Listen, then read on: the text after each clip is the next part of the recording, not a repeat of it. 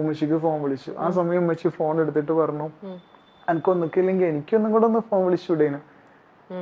എനിക്ക് ഉപ്പാനോട് ചിലപ്പോ ദേഷ്യമൊക്കെ ഉണ്ടാവും. ഉപ്പാനോട് സീരിയസ്ലി അന്നത്തെ കാലത്ത് ഉണ്ടായിരുന്ന ഒരു പൊട്ടിത്തെറിച്ച് നടക്കുന്ന ഒരു പയ്യൻ ഉണ്ടാകുന്ന രീതിയിലുള്ള ഒരു ദേഷ്യമാണ് കേട്ടോ. ശരിക്കും ഹീസ് മൈ ഹീറോ. എന്റെ ഉപ്പച്ചി, അതായത് ഞാനത് പറയാ, ലൈക്ക് ഞാനും എൻ്റെ ഉപ്പച്ചിയും തമ്മിൽ ഒരു 5 മിനിറ്റിൽ കൂടുതൽ നേരം ഒരുമിച്ചിരുന്ന് ഭക്ഷണം കഴിച്ചിട്ടില്ല, സംസാരിച്ചിട്ടില്ല. ഞാൻ ജനിച്ച ഒരു 5-ാമത്തെ വയസ്സിലാണ് എൻ്റെ ഉപ്പച്ചിനെ ആദ്യമായിട്ട് കാണുന്നത്. എനിക്ക് ഉപ്പച്ചി ഭയങ്കരമായിട്ടുള്ള ഒരു അകന്ന് നിൽക്കുന്ന ഒരു ഗിഫ്റ്റ് ആയിരുന്നു എനിക്ക് എപ്പോഴും. ഉപ്പച്ചിയായിരുന്നല്ലോ. ഉമ്മച്ചിക്ക് വയറ്റിലുള്ള സമയത്ത് ഉപ്പച്ചി പോയി. പിന്നെ പ്രസവിച്ച് 4 വർഷം കഴിഞ്ഞതിന് ശേഷമാണ് ഉപ്പച്ചിക്ക് ലീവ് കിട്ടിയിട്ട് വരുന്നത്. അപ്പൊ സ്വാഭാവികമായിട്ട് ഉപ്പ എന്ന് പറയുന്നത് എനിക്ക് വാക്ക് മാത്രമായിരുന്നു, അക്ഷരങ്ങൾ മാത്രമായിരുന്നു. അതുകൊണ്ടൊക്കെ ആയിരിക്കാം. പക്ഷെ ഈ ലോകത്തിൽ എന്നെ ഏറ്റവും കൂടുതൽ സ്നേഹിക്കുന്നത്, ഇഷ്ടപ്പെടുന്നത് ശരിക്കും എൻ്റെ ഉപ്പച്ചിയാണ്. അത് ഞാൻ മനസ്സിലാക്കാൻ ഒരുപാട് സമയമെടുത്തു. നമ്മൾ ഈ തുറന്നു നോക്കാത്ത പുസ്തക വരികളൊക്കെ അല്ലേ അല്ലേ, പക്ഷെ പരീക്ഷ കഴിഞ്ഞ വരിക അല്ലേ. തുറന്നു നോക്കാത്ത പുസ്തക വരികൾ പോലെയാണ് നമ്മുടെ അച്ഛന്മാര്. സീരിയസ്ലി നമ്മളത് മനസ്സിലാക്കുമ്പോഴേക്കും എല്ലാം കഴിഞ്ഞു പോയിട്ടുണ്ടാവും. കാരണം അവര് ഈ പറയുന്ന പോലെ അച്ഛൻ ദൂരെ ഒരിടത്തായിരുന്നു, സ്നേഹം എക്സ്പ്രസ് ചെയ്യാനുള്ള ഒരു സാഹചര്യം കിട്ടിയിട്ടുണ്ടായിരുന്നില്ല. അപ്പൊ അത് എല്ലാം തെറ്റിദ്ധരിക്കപ്പെട്ടു പല കാര്യങ്ങളും. എന്തെങ്കിലും ഒക്കെ പറയുമ്പോൾ ഒരു പക്ഷെ നോ അദ്ദേഹം പറഞ്ഞിട്ടുണ്ടാവാം. അതൊക്കെ ഷബീറിന്റെ അന്നത്തെ പ്രായത്തില് അതെല്ലാം വലിയ വേറെ രീതിയിൽ എടുക്കും. പ്രായത്തിന്റെ ഒരു കുഴപ്പമാണ് അതെല്ലാം. പക്ഷെ അങ്ങനെ ഒരു തെറ്റിദ്ധാരണ ഉണ്ടായി. അതെ, തീർച്ചയായിട്ടും. എന്നിട്ട് അങ്ങനെ ഉമ്മച്ചിനെ വിളിച്ചപ്പോ പറഞ്ഞു, രണ്ടാമത് വിളിച്ചു ഉമ്മച്ചിനോട് അങ്ങനെ കാര്യങ്ങളൊക്കെ സംസാരിച്ചു. പിന്നെ ഉമ്മച്ചിനോട് വാക്കോട് പറഞ്ഞു, ഈ ഇങ്ങോട്ട് വരണ്ട, കാരണം ഈ എനിക്ക് ഫോൺ വിളിച്ചത് ആരും പറയണ്ട, എനിക്ക് എത്രയാണോ പഠിക്കാൻ ആഗ്രഹമുള്ളത് ആ കാര്യങ്ങളൊക്കെ പഠിച്ചു. ഞാൻ എൻ്റെ അമ്മോനുണ്ട്, ഉമ്മന്റെ ബ്രദർ, ഓനെനിക്ക് ഒന്ന് വിളിച്ചേക്ക്, ഓൻ എനിക്ക് ആവശ്യമുള്ള പൈസ ഒക്കെ അയച്ചിരുന്നൊക്കെ പറഞ്ഞ്. ഉമ്മച്ചിക്ക് പേടിയാണ്. വിളിച്ചത് പറഞ്ഞു കഴിഞ്ഞാൽ ഇനിയും ആക്ച്വലി എന്നെ ഇവിടെ ഇടുവോ, അല്ലെങ്കിൽ ഇനിയും ഡൽഹിയിലേക്ക് ഞാൻ വന്നു കഴിഞ്ഞാൽ എന്നെ തിരിച്ചു മടക്കി അയക്കില്ല എന്നുള്ളൊക്കെ പേടിയായിരുന്നു ഉമ്മച്ചി. കാരണം she is my best friend actually. ഉമ്മച്ചി നല്ല അടിപൊളിയാണ്. ഉമ്മച്ചി എന്താ പറയാ, behind every successful man there is a women എന്നൊക്കെ പറഞ്ഞ മാതിരി എന്റെ ഉമ്മച്ചിയാണ്. ഉമ്മച്ചിയുടെ പേര് പറയാമോ? ഉമ്മു സൽമ. ഉമ്മു സൽമ. ഉമ്മച്ചി ലൈക്ക് നമ്മളിപ്പോ ദേഷ്യപ്പെടുന്ന സമയത്ത് എന്താപ്പത്തെ ദേഷ്യം എന്ന് ചോദിക്കുന്നതിന് പകരം എന്താപ്പത്തെ സങ്കടം എന്നൊക്കെ ചോദിക്കൂലേ, ശരിക്കും എന്റെ ഉമ്മച്ചി അങ്ങനത്തെ ഒരാളാണ്. എന്റെ ഉമ്മച്ചി ഭയങ്കര സ്വീറ്റ് ആണ്, ഭയങ്കര ചക്കരയാണ്. അപ്പം ലൈക്ക് ഉമ്മച്ചി എന്നോട് അങ്ങനെ പറഞ്ഞു. അപ്പൊ ഞാൻ ഞാൻ പോയില്ല, ഞാൻ തിരിച്ചു പോയില്ല, അവിടെ നിന്നു. കോളേജിൽ നിന്ന് നേരെ കൊണ്ടുപോകുന്നത് എന്നെ മെന്റൽ ഹോസ്പിറ്റലിലേക്കാണ്. കാരണം വീട്ടിലേക്ക് ഇടാൻ പറ്റില്ല. കാരണം പക്ഷേ ഇതൊരു മെന്റൽ ഹോസ്പിറ്റലില് അഡ്മിറ്റ് ചെയ്യേണ്ട കേസാണോ ഇത്? അതായത് ഇപ്പൊ ഞാൻ ഇപ്പൊ സൈക്കോളജി പഠിച്ചിട്ടുണ്ട് അല്ലെ, ഇപ്പൊ ഞാൻ സൈക്കോളജിസ്റ്റ് ആണ്. ഇപ്പം ഈ സൂയിസൈഡ് ടെൻഡൻസി എക്സ്ട്രീം ആയി കഴിഞ്ഞാൽ ഒരിക്കലും അയാളെ വീട്ടിൽ നിർത്താൻ പാടില്ല. യെസ്, ഭയങ്കര ഡേഞ്ചറാണ്, ഹൈലി ഡേഞ്ചറാണ് ആക്ച്വലി. കാരണം നമുക്കൊരാളെ കൊല്ലാനുള്ള പുതിയേക്കാട്ടിലും ഡേഞ്ചറാണ് നമുക്ക് നമ്മളെ തന്നെ ഇല്ലാണ്ടാക്കാൻ പറ്റുന്ന ഒരു സംഭവം. അത് ഭയങ്കരമാണ്, ഭയാനകമാണ്. കാരണം ആ സമയത്ത് നമുക്കത് അറിയില്ല.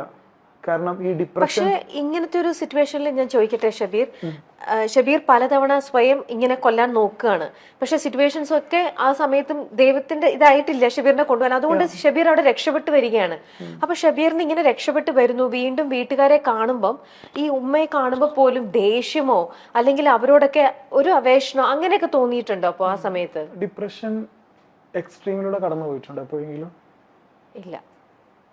ഡിപ്രഷൻ എക്സ്ട്രീമിലൂടെ കടന്നു പോകുമ്പോൾ നമ്മൾ മുമ്പിലുള്ളതൊന്നും നമുക്ക് ഐഡന്റിഫൈ ചെയ്യാൻ കഴിയില്ല. നമ്മളെ മുമ്പിൽ നടക്കുന്നതൊക്കെ ഒരു യാന്ത്രികമായിട്ട് നമുക്ക് തോന്നും. സീരിയസ്ലി നമ്മളെ മുമ്പിലുള്ള സിമ്പതി, എമ്പതി ഒന്നും നമുക്ക് തിരിച്ചറിയാൻ കഴിയില്ല. നമ്മൾ സ്നേഹത്തോടെ ഉമ്മ എന്ന് വിളിക്കുന്ന ആ മുഖത്തിന്റെ അവരെയൊക്കെ കാണുമ്പം അവരോടൊക്കെ വല്ലാത്തൊരു വെറുപ്പ്, ഒരു ഹേറ്റ്രഡ്, ആ ഒരു ഫീല്. വെറുപ്പ് സ്വാഭാവികമായിട്ട്. ഞാൻ എൻ്റെ ഉമ്മയെ അടിക്കാനൊക്കെ പോയിട്ടുണ്ട്. എൻ്റെ ഉമ്മ എന്നോട് സംസാരിക്കാൻ നിൽക്കുന്ന സമയത്ത് എൻ്റെ ഉമ്മാനെ ഞാൻ ഭയങ്കരമായിട്ട് ശബ്ദം ഉണ്ടാക്കിയിട്ട് അടിക്കാനൊക്കെ പോയിട്ടുണ്ട്. എനിക്ക് അറിയില്ല, ഞാൻ എന്തൊക്കെയോ വളരെ ബാഡായിട്ടുള്ള വേർഡൊക്കെ ഉപയോഗിച്ചിട്ടുണ്ട് എൻ്റെ പേരൻസിൻ്റെ അടുത്ത്. കാരണം എനിക്ക് എന്നെ അത്രക്കും ദേഷ്യമായിരുന്നു ആ സമയത്ത്. എന്നെ മരണത്തിൽ നിന്ന് രക്ഷിച്ചിട്ടുണ്ട്. എൻ്റെ ദൈവവിശ്വാസമൊക്കെ പോയിട്ടോ സീരിയസ്ലി. കാരണം ഞാൻ മരിക്കാൻ വേണ്ടിയിട്ട് ഉദ്ദേശിച്ചിട്ടുണ്ടായിരുന്നു, എന്നെ വീണ്ടും ജീവിപ്പിച്ചു. ആക്സിഡന്റ് സംബന്ധിച്ച് എന്നെ മാത്രം ബാക്കിയാക്കി. എനിക്ക് വല്ലാത്തൊരു ദേഷ്യമൊക്കെ ആയിരുന്നു എന്നോടും ദൈവത്തിനോടും എൻ്റെ കൂടെ നിൽക്കുന്ന മനുഷ്യന്മാരോട് ഫുള്ളും. ആക്ച്വലി എക്സ്ട്രീം ആയിപ്പോയി. അപ്പം ഡോക്ടർ നിർദ്ദേശം കൊടുത്തു, ഇവനെ ഇനിയും വീട്ടിലേക്ക് കൊണ്ടുപോയി കഴിഞ്ഞാൽ ഒന്നും കൂടി ഡേഞ്ചർ ആവാൻ ചാൻസ് ഉണ്ട്, അതുകൊണ്ട് പുള്ളിക്കാരൻ്റെ ഒരു സുഹൃത്തുണ്ട് കുതിരവട്ടം മെന്റൽ ഹോസ്പിറ്റലിൽ, നമുക്ക് അങ്ങോട്ടേക്ക് കൊണ്ടുപോകല്ലേ എന്ന് പറഞ്ഞു. ഈ സമയത്ത് എനിക്കൊരു കേസും കൂടെ വന്നിട്ടുണ്ടായിരുന്നു. കാരണം പഠിക്കുന്ന PhD ചെയ്ത് നിൽക്കുന്ന സമയത്ത് നാട്ടിൽ ഈ ഓൺലൈൻ ട്യൂഷൻ എടുക്കുമല്ലോ, ഓൺലൈൻ ട്യൂഷൻ എടുക്കാൻ വേണ്ടിയിട്ട് ഒരു പ്ലാറ്റ്ഫോം ഉണ്ടാക്കിയിട്ടുണ്ടായിരുന്നു ഓൺലൈനിലൂടെ സുഹൃത്തുക്കളായിട്ട് ബന്ധപ്പെട്ടിട്ട്. അങ്ങനെ അതിനു വേണ്ടിയിട്ട് കുറച്ചധികം ഫണ്ട് റൈസിങ് നടക്കുമല്ലേ, നമ്മൾ ഇൻവെസ്റ്റ്മെന്റ് രീതിയിൽ നടക്കുമല്ലോ. പക്ഷെ എന്ത് ചെയ്യുന്ന വെച്ചാൽ സ്വാഭാവികമായിട്ട് ഈ ആക്സിഡന്റിന് ശേഷം എനിക്കത് നോക്കാൻ കഴിഞ്ഞില്ല. സ്വാഭാവികമായിട്ടും പൊട്ടിപ്പോയി, കടം വന്നു. ഏകദേശം 17 ലക്ഷം റുപ്യ ഇൻവെസ്റ്റ്മെന്റ് മേടിച്ചതിന്റെ കടം വന്നു. അപ്പൊ അവര് എന്ത് ചെയ്തു, ചീറ്റിംഗ് കേസ് കൊടുത്തു. 420 and 409 IPC ചീറ്റിംഗ് കേസ് കൊടുത്തു. അപ്പം ഈ കേസ് ഓൾറെഡി കോടതിയിലുണ്ട്.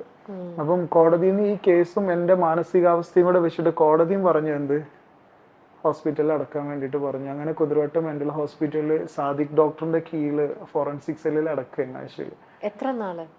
90 days. അതായത് ഫോറൻസിക് സെല്ല് പറഞ്ഞാൽ 2 സെല്ലുണ്ട്. ഒന്ന് ഫോറൻസിക് സെല്ല്, കോടതി വിധിച്ചിട്ട് വരുന്ന ആൾക്കാരെ കിടത്താനുള്ളതും മറ്റു നോർമൽ ആയിട്ടുള്ള സിവിലിയൻസിനെ കിടത്താനുള്ളതും. അപ്പം എന്നെ നേരെ ഫോറൻസിക് സെല്ലിലേക്കാണ് കൊണ്ടുവന്നത്. അപ്പോൾ 14 പേരുള്ള ഒരു ജനറൽ വാർഡാണ്, ഒരു ജനറൽ സെല്ല് പോലെ. അപ്പൊ അതിലേക്ക് കയറ്റുന്ന സമയത്ത് ഭയങ്കരമായിട്ടുള്ളൊരു, ഞാൻ റിസർച്ച് ചെയ്യുന്ന സമയത്ത് ഞാൻ സെല്ലിന്റെ വെളിയിൽ നിന്ന് കണ്ടിട്ടുള്ള ഹോസ്പിറ്റലാണ് കുതിരവട്ടം മെന്റൽ ഹോസ്പിറ്റൽ. ആ ഹോസ്പിറ്റലിന്റെ സെല്ലിലേക്ക് ഒരു പേഷ്യന്റ് ആയിട്ടാണ് എന്നെ കയറ്റുന്നത് ആഴ്ചയിൽ. അങ്ങനെ ലൈക്ക് ഭയങ്കരമായിട്ട് ഡിപ്രഷൻ ആയിരുന്നു. അങ്ങനെ ഉള്ളിലേക്ക് തന്നെ കയറുന്ന സമയത്ത് ഞാൻ ഭയങ്കരമായിട്ട് പിറുപിറുക്കുന്നുണ്ട്. ലൈക്ക് നമ്മൾ ഈ നഷ്ടപ്പെട്ടൊരു പിറുപിറുക്കലുണ്ടല്ലോ, ആ സമയത്ത് ഇച്ചായ എന്ന് പറയുന്ന ഒരാളുണ്ട് ആ സെല്ലില്, എല്ലാവരും ഇച്ചായ എന്നാ വിളിക്കുക. അദ്ദേഹം 15-16 വർഷമായിട്ട് അതിൻ്റെ ഉള്ളിൽ തന്നെ ഉണ്ട്. അസുഖം മാറിയിട്ടും അദ്ദേഹത്തിനെ അക്സെപ്റ്റ് ചെയ്യാനും സ്വീകരിക്കാനും ഒരാളില്ലാത്തതിന്റെ പേരിൽ അവിടെ ഇട്ടിരിക്കുന്ന ഒരു മനുഷ്യനാണ്. അങ്ങനത്തെ ഒരുപാട് മനുഷ്യന്മാരുണ്ട് കേട്ടോ. അപ്പം ഞാനിങ്ങനെ പിറുപിറുത്തപ്പോൾ മൂപ്പര് എണീറ്റിട്ട് എടാ മിണ്ടാതിരി എടാ എന്ന് പറഞ്ഞിട്ട് എൻ്റെ അടുത്തേക്ക് വന്നതിൽ ഞാൻ അറിയാതെ എൻ്റെ കയ്യിലുണ്ടായിരുന്ന പ്ലേറ്റ് എടുത്തിട്ട് അദ്ദേഹത്തിനെ അടിച്ചു. അപ്പൊ അടിച്ചതിൽ എന്ത് ചെയ്ത്, പെട്ടെന്നുള്ള അടിയല്ലേ, അപ്പൊ അദ്ദേഹം വീണു. അടിയിലേക്ക് വീണ സമയത്ത് നെറ്റി പൊട്ടിയിട്ട് ചോര വന്നു. എന്നെ അറ്റൻഡർമാർ വന്നിട്ട് എന്നെ സിംഗിൾ സെല്ലിൽ കൊണ്ടുപോയിട്ടാണ്ട് എന്ത് ചെയ്ത് എനിക്ക് സഡേഷൻ തന്നു. അങ്ങനെ ഞാൻ സഡേഷനിൽ ഉറങ്ങി. രാവിലെ എണീക്കുന്ന സമയത്ത് ഒരു 22 വയസ്സൊക്കെ പ്രായം തോന്നിക്കുന്ന ഒരു നേഴ്സ്, ഒരു നല്ല വെള്ളാരങ്ങണ്ണൊക്കെയുള്ള ഒരു നേഴ്സ്, ലിയ എന്നാണ് ആ പേര്. ഞാനൊരു ബുക്ക് ചെയ്തിട്ടുണ്ട് കേട്ടോ നേഴ്സിനെ കുറിച്ചിട്ട്. ലിയ എന്ന് പറയുന്ന പേരിൽ ഒരു ബുക്ക് ചെയ്തിട്ടുണ്ട്. ഇവള് എൻ്റെ അടുത്ത് ഇങ്ങനെ വന്നാണ്ട് എണീക്കേട്ടാ എന്നിങ്ങനെ പറഞ്ഞു എന്നോട്. അപ്പൊ ഞാനിങ്ങനെ നോക്കി. അപ്പോൾ എന്നോട് പറഞ്ഞു, ഈ മരിച്ച കുട്ടിയില്ല അന്നയുടെ കണ്ണ് ഭയങ്കര വെള്ളര കണ്ണായിരുന്നു, ഭയങ്കര പൂച്ചക്കണ്ണ് കളിയായിരുന്നു ഉണ്ടായിട്ടുണ്ടായിരുന്നു. സെയിം കണ്ണാണ് അവളുടെ കണ്ണ്. ഇപ്പോഴും കുതിരവട്ടത്ത് വർക്ക് ചെയ്യുന്നുണ്ട് കേട്ടോ നേഴ്സ്. അങ്ങനെ അവളുടെ ഹസ്ബൻഡ് അവിടെ നേഴ്സാണ്, മെയിൽ നേഴ്സാണ്. അങ്ങനെ എൻ്റെ അടുത്ത് വന്നാണ്ട് ഇവര് എണീക്കേട്ടാന്ന് ഇങ്ങനെ പറയുന്നുണ്ട്. അപ്പൊ ഞാൻ ഇങ്ങനെ നോക്കുന്ന സമയത്ത് ഈ ഇങ്ങനെ മലന്ന് കിടക്കുന്ന സമയത്ത് നോക്കുമ്പോ കണ്ണിങ്ങനെ കാണുന്നുണ്ട്. ഞാനിങ്ങനെ സീരിയസ്ലി നിങ്ങൾക്ക് എത്രത്തോളം അതിന് ഇമാജിൻ ചെയ്യാൻ പറ്റുന്നുണ്ടെന്ന് എനിക്കറിയില്ല. കാരണം എനിക്ക് അത്രയും സെഡേഷൻ ഉള്ള സ്ലീപ്പിംഗ് പിൽസ് ആണ് എനിക്ക് തന്നിരിക്കുക, അതും ബൈ ഇഞ്ചക്ഷൻ അല്ലെ. അപ്പൊ അത്രയും ഡൗൺ ആയിട്ട് എണീക്കുന്ന ഒരാൾക്ക് ഇത് കാണുന്ന സമയത്ത് എക്സാക്ട്ലി ആ രീതിയിലായിരിക്കും ഇമാജിൻ ചെയ്യുക. ഞാൻ പെട്ടെന്ന് എണീറ്റിരുന്നു, ലിയാണ് അല്ല എന്നുള്ള എനിക്ക് മനസ്സിലായി. പിന്നീടുള്ള അങ്ങോട്ടുള്ള ദിവസങ്ങൾ ഈ കുട്ടി ഓവർ ഷിഫ്റ്റ് എടുക്കും എനിക്ക് വേണ്ടിയിട്ട്. ലിയ എന്നെ ഇങ്ങനെ എടുത്തിങ്ങനെ കേട്ടിരിക്കും. സെല്ലിന്റെ വെളിയിൽ വെളിങ്ങനെ ഇരിക്കും. എന്നോട് ഒരുപാട് കാര്യങ്ങൾ ചോദിക്കും. ഞാൻ ആരാണെന്ന് പോലും ഈ കൊച്ചിന് അറിയില്ല. എന്റെ പ്രശ്നങ്ങൾ ഈ കൊച്ചിന് കേൾക്കണ്ട. എന്നോട് എന്തൊക്കെയോ സംസാരിക്കും, എന്നോട് എന്തൊക്കെയോ ചോദിക്കും. ഞാൻ കുറച്ചേ സംസാരിക്കുകയുള്ളൂ. പക്ഷെ എൻ്റെ അടുത്ത് ഇങ്ങനെ ഇരിക്കും അവര്. എനിക്കൊരു കൂട്ടായിട്ട് ഇങ്ങനെ ഇരിക്കാൻ തുടങ്ങിയവള്. ഭ്രാന്താശുപത്രിക്ക് ഇത്രയും ഭംഗിയുണ്ട് എന്നുള്ളത് എനിക്ക് കാണിച്ചു തന്നത് ലിയാണ്. നമ്മൾ ഭ്രാന്താശുപത്രി എന്നൊക്കെ പറയും, ലൈക്ക് മെന്റൽ ഹോസ്പിറ്റലിന്റെ അകത്തുള്ള പൂന്തോട്ടത്തിലൂടെ കൈ പിടിച്ചിട്ട് ഞങ്ങൾ ഒരുമിച്ച് നടക്കാൻ തുടങ്ങി. നന്നായിട്ട് പാട്ട് പാടും, നന്നായിട്ട് വയലിനൊക്കെ വായിക്കും അവര്. ഈ മദർ തെരേസിനെ കുറിച്ച് എഴുതിയിട്ടുള്ള ഒരു ബുക്ക് ഉണ്ട്, സംതിങ് ബ്യൂട്ടിഫുൾ ഫോർ ഗോഡ്. ദൈവത്തിന് വേണ്ടിയിട്ട് കുറച്ച് നല്ല കാര്യങ്ങൾ മദറിനെ കുറിച്ച് പറഞ്ഞിട്ടുള്ള ആളാണ്. ആ വേർഡ് എക്സാക്ട്ലി നമുക്ക് കൊടുക്കാൻ പറ്റുന്ന ഒരാളാണ് Liya. Something beautiful for God. ഭയങ്കര ബ്യൂട്ടിഫുൾ ആയിട്ടുള്ള ഹാർട്ട് ആയിട്ടുള്ള ഒരു പേഴ്സൺ. എൻ്റെ കൂടെ ഓവർനൈറ്റ് ഷിഫ്റ്റ് എടുത്തിട്ട് എൻ്റെ കൂടെ നിൽക്കുന്നത്, എന്നോട് സംസാരിക്കുന്നത്, ഞങ്ങൾ ഒരുമിച്ച് നടക്കുന്നത്. ഐ മീൻ എൻ്റെ ലൈഫിൽ എനിക്കൊരു ഹോപ്പ് ഡ്രോപ്പ് ഇട്ട് തരൂലേ, ഇനിയും ജീവിക്കണടാ എന്ന് പറയുന്ന ഒരു സംഭവം എന്നോട് ഒരിക്കൽ പോലും അവള് പറഞ്ഞിട്ടില്ല ലൈഫിൽ മുമ്പോട്ട് പോകണം എന്നുള്ളത്. എന്നോട് അങ്ങനെ ഒന്നും പറഞ്ഞിട്ടില്ല. എൻ്റെ കൂടെ ഒരു ഷേഡോ പോലെ നടന്നു.